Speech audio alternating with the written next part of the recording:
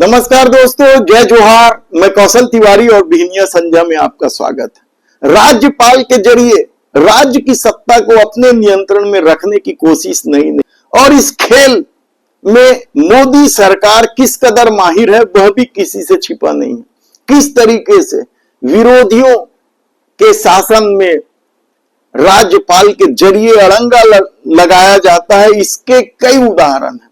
लेकिन तमिलनाडु के राज्यपाल को लेकर सुप्रीम कोर्ट ने जो बात कही वह किसी भी व्यक्ति के लिए शर्मसार कर देने वाला है कि आखिर भारतीय लोकतंत्र में ये किस तरह का खेल चल रहा है। उच्चतम न्यायालय ने मंगलवार को एक ऐतिहासिक फैसले 10 विधेयकों को राष्ट्रपति के विचारार्थ रोककर रखने के लिए तमिलनाडु के राज्यपाल RN रवि को कड़ी फटकार लगाई और उन्होंने एक समय सीमा भी तय कर दी।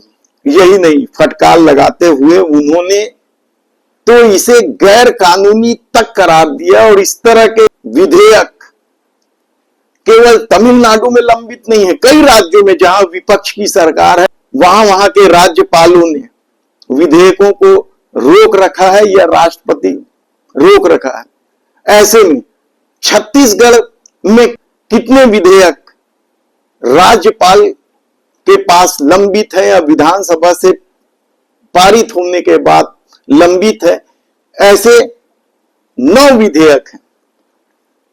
क्या अब सुप्रीम कोर्ट के इस फटकार के बाद इन विधेयकों पर निर्णय हो पाएगा? एक विधेयक तो योगी सरकार के समय से है, धर्म स्वातंत्र विधेयक योगी सरकार ने विधानसभा में पारित किया था, राज्यपाल आज तक लटका कर रखे। तो रमन सरकार के दौरान भी राम विचार नेताम ने एक धर्म स्वातंत्र विधेयक लाया था, वह भी पड़ा हुआ है स्वीकृति के इंतजार में।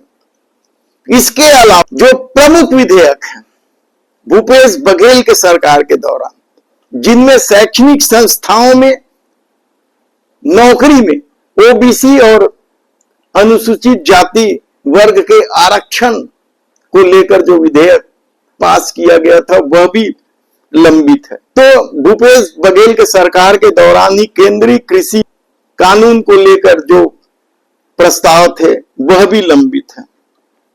यही नहीं, कुलपति की नियुक्ति में जो ज्यादा हस्तक्षेप है उसे कम करते हुए एक संशोधन विधेयक भूपेश बघेल की सरकार ने पारित किया था, वह भी लंबित है।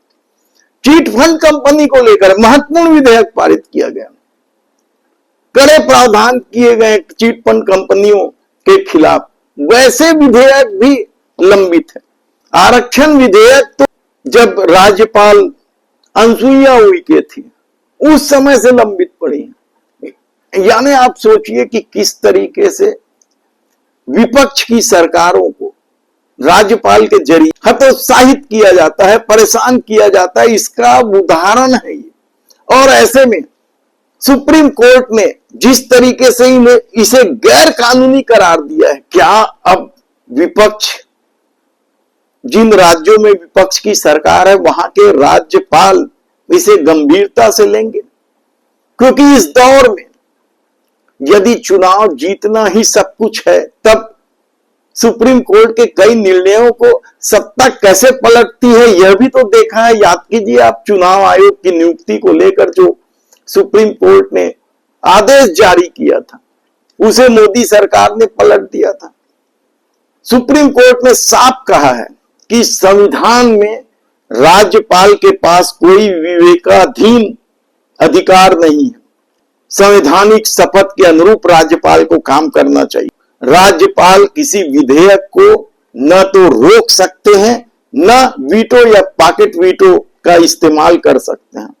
उन्होंने तो यहां तक कह दिया है कि यदि 1 महीने से ज्यादा हो रहा है तो उसी दिन से उसे स्वीकृत मान लेना चाहिए जिस दिन विधानसभा में वह पारित हुआ है।